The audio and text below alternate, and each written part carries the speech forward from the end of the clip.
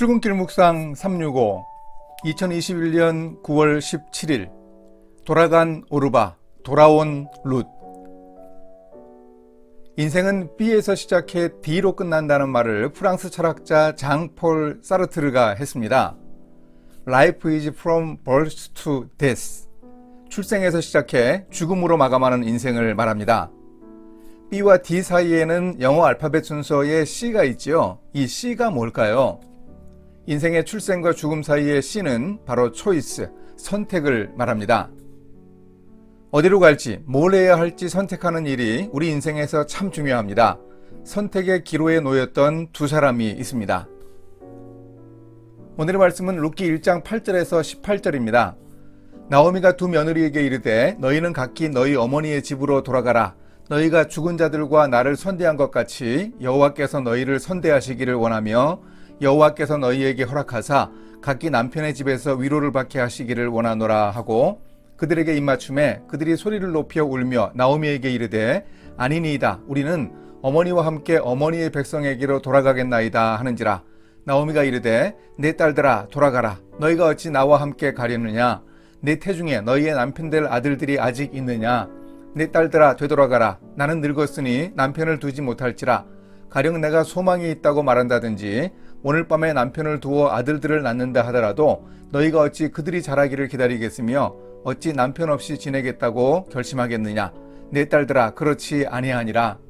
여호와의 손이 나를 치셨으므로 나는 너희로 말미암아 더욱 마음이 아프도다 하매 그들이 소리를 높여 다시 울더니 오르바는 그의 시어머니에게 입맞추되 룻은 그를 붙쫓았더라. 나오미가 또 이르되 보라 내 동서는 그의 백성과 그의 신들에게로 돌아가나니 너도 너의 동서를 따라 돌아가라 하니 룻이 이르되 내게 어머니를 떠나며 어머니를 따르지 말고 돌아가라 강권하지 마옵소서. 어머니께서 가시는 곳에 나도 가고 어머니께서 머무시는 곳에서 나도 머물겠나이다. 어머니의 백성이 나의 백성이 되고 어머니의 하나님이 나의 하나님이 되시리니 어머니께서 죽으시는 곳에서 나도 죽어 거기 묻힐 것이라. 만일 내가 죽는 일 외에 어머니를 떠나면 여호와께서 내게 벌을 내리시고 더 내리시기를 원하나이다 하는지라. 나오미가 룻이 자기와 함께 가기로 굳게 결심함을 보고 그에게 말하기를 그치니라. 모압에 머물렀던 10년 생활을 청산하고 베들레헴 고향으로 돌아올 결심을 한 나오미는 처음에는 두 며느리들을 데리고 출발했습니다. 국경 무렵이었겠지요. 나오미가 며느리들에게 돌아가라고 했습니다. 돌아가서 새 가정을 이루어 남편의 위로를 받으라고 했습니다. 젊은 며느리들이 살아갈 길을 찾으라며 돌려보냅니다. 나오미의 권유가 건성이거나 예의상 해보는 말은 아니었습니다. 나오미는 여러 번 반복해 돌아가라고 권하고 있습니다.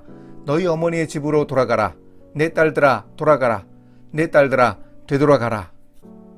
유대교 문서에는 이방인이 개종할 때 3번은 권유해야 한다고 강조합니다. 며느리들이 베들레헴으로 가는 일은 신앙적 개종을 의미했습니다. 그래서 나오미가 3번이나 단호하게 돌아가라는 권면을 했습니다. 오르바가 돌아간 후에도 룻에게 나오미는 너도 너의 동서를 따라 돌아가라고 권했습니다. 처음에는 두 며느리가 다 돌아가지 않겠다고 했습니다. 어머니와 함께 어머니의 백성에게로 돌아가겠다고 말했습니다. 그런데 시어머니의 설득에 결국 오르바는 돌아가는 결정을 했습니다. 오르바, 그녀는 예의 있는 사람이었고 막무가내 폐륜 며느리가 아니었습니다. 고국의 가족을 사랑하는 사람이었습니다. 실리를 따져 자신의 미래를 결정하는 사람이었습니다. 이 오르바는 나쁜 사람은 결코 아니었습니다. 그런데 그저 보통 사람이었습니다. 하지만 룻은 달랐습니다. 믿음의 결단을 내렸습니다. 모압으로 돌아가지 않고 베들레헴으로 돌아오는 것은 이스라엘의 신앙, 즉 하나님과 언약 관계를 맺는 것임을 알았습니다. 그 가치를 안 사람이 룻입니다. 물론 희망 없어 보입니다. 하지만 룻은 절망 가운데서도 소망을 본 사람이었습니다. 어머니를 따라가면 고난이 기다리고 있음을 알았습니다. 자신이 홀시모를 부양해야 한다는 사실도 잘 알고 있었습니다. 하지만 룻은 굳은 결심을 했습니다. 룻이 시어머니를 붙쫓았다고 표현합니다. 이 단어는 가까이 따르면서 밀착하는 의존성을 나타냅니다.